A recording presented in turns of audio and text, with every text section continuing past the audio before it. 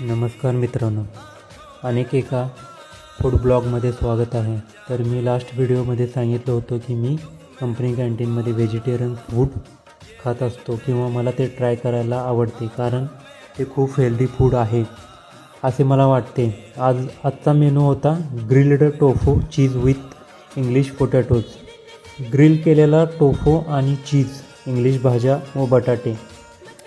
तर फायदे काय काय भेटतात हे खाल्ल्यावर? हाय प्रोटीन, हाडांच्या आणि स्नायूच्या पुनर्बांधणीसाठी, म्हणजे मसल रिकव्हरी और मसल रिबिल्डिंग.